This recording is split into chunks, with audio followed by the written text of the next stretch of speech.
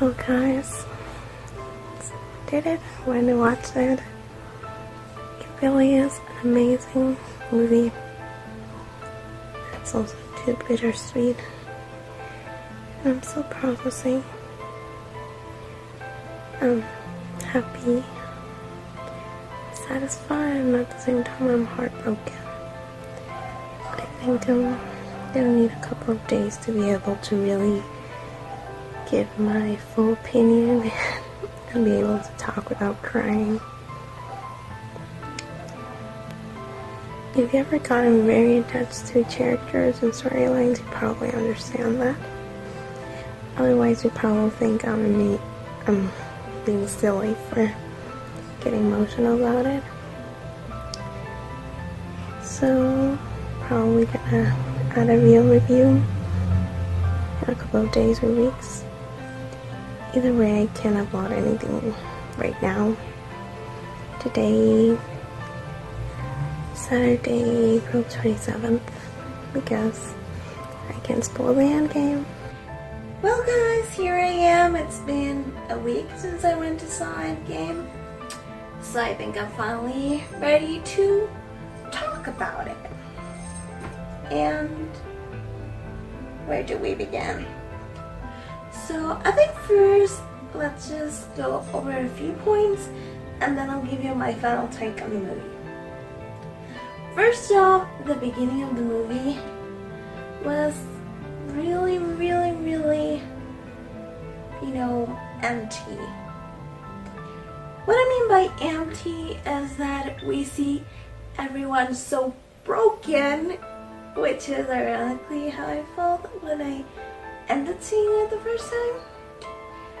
But it's mostly, seeing, that Clint lost his family, seeing Cap struggle so much with dealing with the fact that the rest of the guys are gone, seeing Nat so, vulnerable, like she was always so strong and so kick-ass, so seeing her so hurt and crying and even trying to hide it from the captain even though they're close, it was pretty damn wow. Like, we as fans ended up in Infinity War, at least the ones that we are emotional about it, we ended up feeling a little empty, like we lost our favorites, or most of our favorites. And at the beginning of the movie, it seemed like it was continuing what we felt, but for the other characters actually, survive the snap. Going through the story, it was pretty well made. It was pretty balanced between, like the action and the heart-to-heart talks and the comedy. I think the most comedy that this movie has was thanks to Thor. I mean, no one could have spoiled that Thor got that. No one. Seriously. They kept it so under the wraps. And of course we know that, Chris Hemsworth is still super gorgeous. So it wasn't something that happened to him. I guess it was just like a suit to make him look bad. But his fat drunk personality, I think, was the key to comedy on the movie. It was what made us all laugh. Also with Rocket, who's very sarcastic and sincere. And the fact that they were so close on Infinity, and now Rocket sees Thor as this mess of a drunken guy. It's pretty fun to watch. The battles were pretty cool, and the whole time travel. I mean, all of us fans suspected that they had to do some time traveling to fix it because there was no other way to do it. Although in the beginning, like when they think that just stealing the stones from Thanos, they could reverse the snap. For a moment there, I thought if it wasn't like so early in the movie, maybe it would have worked. But we all knew that the movie still had a long way to go. And honestly, I don't get all the people that was worried about going to the bathroom or something. The movie was so good. I didn't feel that it was 3 hours long. I felt like it was an hour, something like that. So much happened, it got really your attention. Unless you were not really an Avengers fan, you would notice the time frame.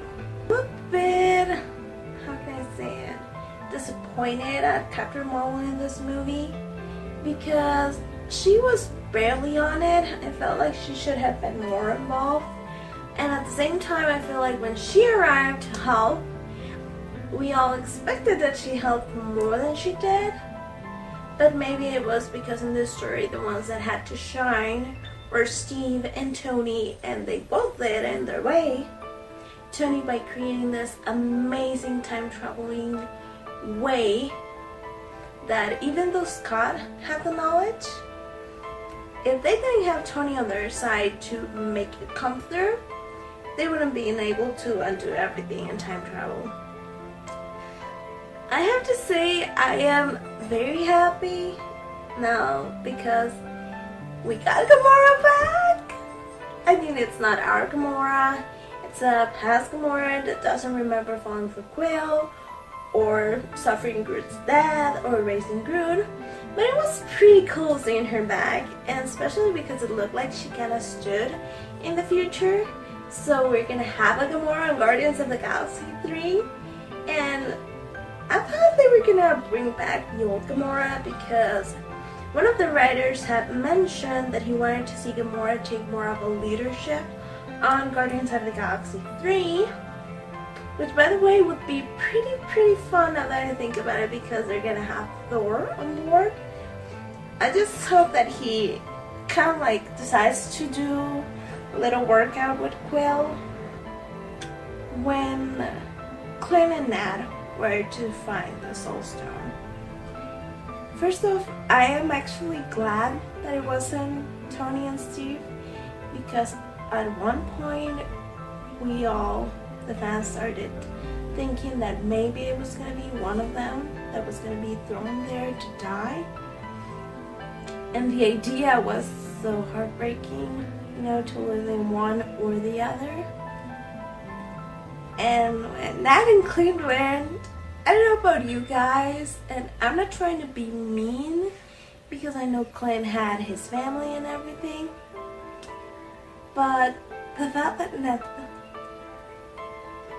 Natasha died there, it was really hard. Not only because I liked the character, but because I felt like she grew a lot from the spy that didn't get involved and that was very centered. She did grow a lot, and I think it was because she got a family and she developed a crush that she knew was a good guy. But at the same time, I feel like she deserved more. And I feel like Clint had lived and gotten to have a family and do the spy thing and do the Avenger thing, and I feel like he was ready to go. Like, he did what he had to do. And the final fight, that was pretty intense. Seeing everyone come back, I cried so much from that. But for happiness, you know, I was crying up for not dying, and then I was crying because I was happy that most of the Avengers were back. And seeing Wanda, what she did to Thanos and how it made him be like, stop, it was pretty epic because she was, in a way, avenging everyone, but especially Vision. Which, by the way, guys, let me think what do you guys think is going to happen with the whole WandaVision show. That it's supposed to be set on the past.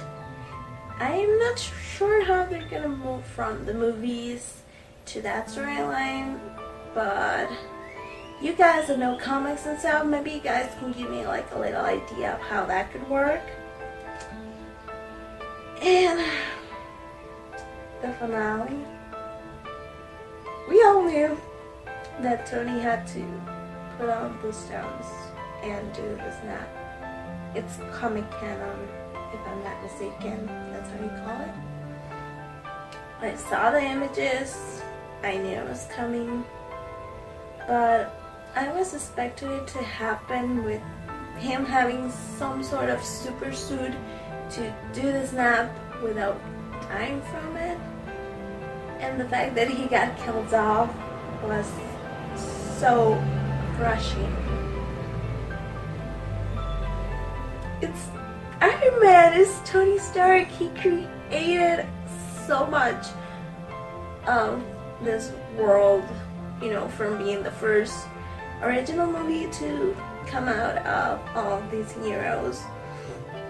From how he grew from this spoiled playboy billionaire who was super smart but super cocky and care about people, but at the same time care more about, you know, being recognized as the hero, to being someone to sacrifice himself for everyone and to feel the weight of the world.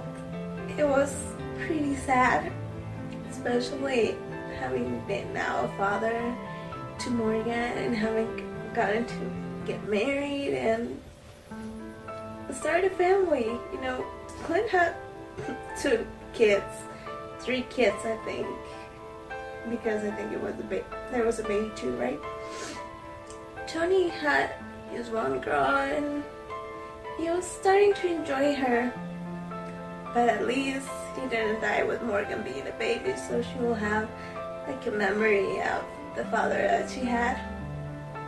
But I feel like that was so unfair for her and for the fans. I was hurt by Infinity War's Endgame, you know, all the people that disappeared. But I feel like I wasn't that hurt because Tony and Steve were fine. I mean, Tony was shipped to space, but he was with Nebula, and I had the feeling that we're gonna save him. And when the trailers came out and you see him going down the ship to greet Pepper and he's back and he's alive, I felt like I didn't have to worry for him. I felt like he was still gonna go on. And I had the hope that it would end in a way that Tony would just lay low, stick with his family, and if he was needed in, I don't know, 3-4 movies from now, that he would guess maybe be a consultant, maybe not be as involved because of the fights and Robert Downey Jr., maybe not being as up to it as he was in the beginning. But no, they had to go out and kill him and leave Spider-Man without mentor. That was also pretty sad. I mean, in Infinity War, we watched Tony just crack by losing Peter. You know, it was like, I think, his son in a way. And now he's back and he loses sort of like a father figure again. Yeah, that pretty much sucked. And yeah, I'm still crying. I'm just crying less and I'm still able to talk, which I wasn't able to a week ago. And with Captain America, I'm not gonna say that I wasn't sad. It's just that, you know, the idea that he went back and got to live an amazing life and be in love and do all the things that he was roughed on, that was pretty cool. Also, if you think about it, they could still make another movie on what happened with Captain America went back and live that other part of the story that he didn't get to live, which I mentioned it was like in a parallel universe or something. So I don't think that ending was sad. I think that it was pretty sweet because Steve got to live more, and I feel like it's an ending that leaves the door open for more stories. They could either go back and get his help, or they could do another Captain America movie that explores what happened with Steve, went and did all that. And if you stick this long, you really are a Marvel fan, and I appreciate you listening to my rant. If you want to leave your opinions, you can leave that comment down below. And I will see you guys on my next video. Bye guys.